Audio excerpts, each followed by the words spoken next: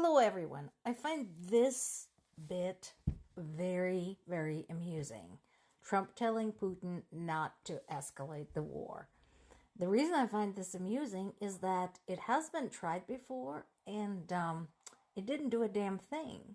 So I'm kind of trying to figure out what exactly he's trying to achieve other than, check that particular checkbox to say, see, I told him not to be a bad boy. I told him not to escalate that pesky little war of his. Let's also not forget, the promise to just magically end the war in Ukraine. Pretty much, I would treat that as a developing story for the simple reason is that we do not have enough information because we've heard all sorts of things, including the less than encouraging statement from a former Trump aide who is pushing the same point as Orban, which is peace is more important than territory, completely neglecting the fact that aside from the appalling suggestion that Ukraine should just surrender 1/5 of its territory, what will happen to people living there?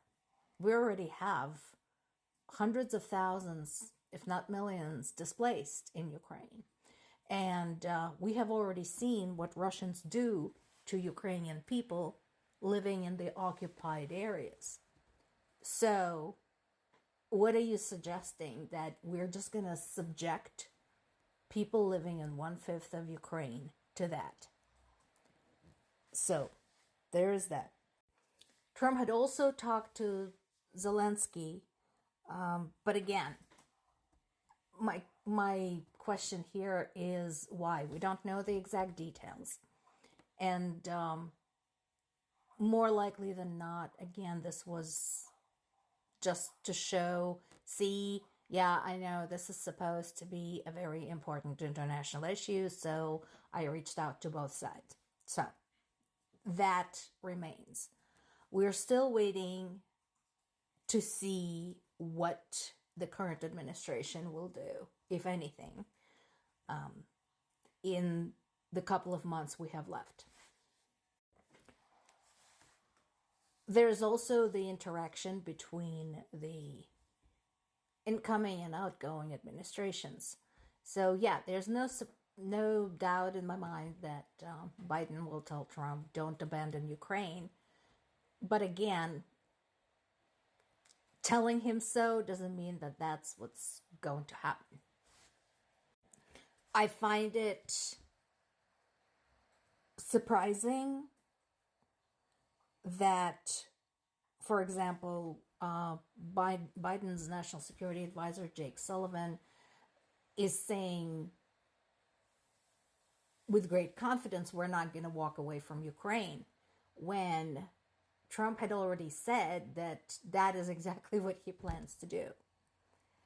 So again, not being present during those conversations, not knowing exactly what went on other than very general statements, we don't know what the plan is. Unless somebody somewhere makes it sink in to the incoming administration that giving in to Russia is not just going to damage Ukraine, and it's not going to damage the relationship with the European partner, but also will be seen as a sign of weakness from the US, which carries long-term consequences for the US. I don't see a good outcome for Ukraine when it comes to the US support.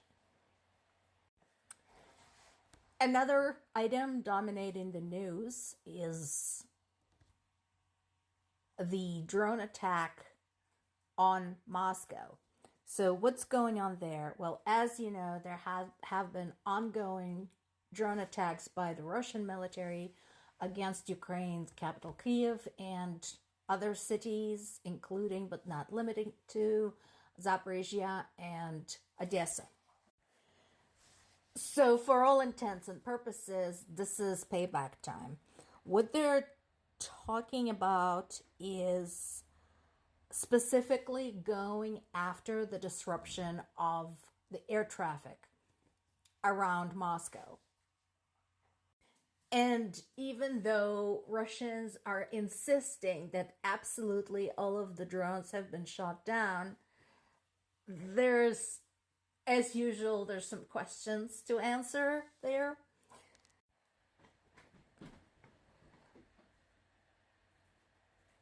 Here's what we're hearing so far. So Russia's Ministry of Defense said that they intercepted 84 Ukrainian drones over 6 different areas. Again, when they say intercepted, I want to find out what they mean by that.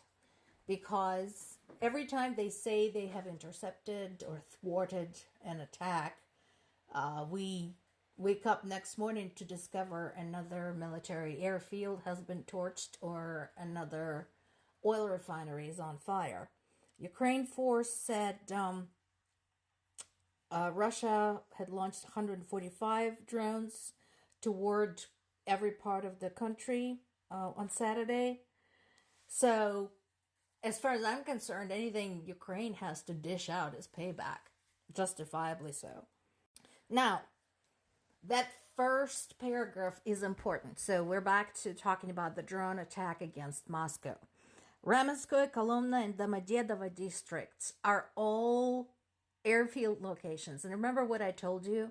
That for the longest time, going back to the Soviet time, when it comes to pretty much any major airport, there were 2 portions to the airport, to the facility.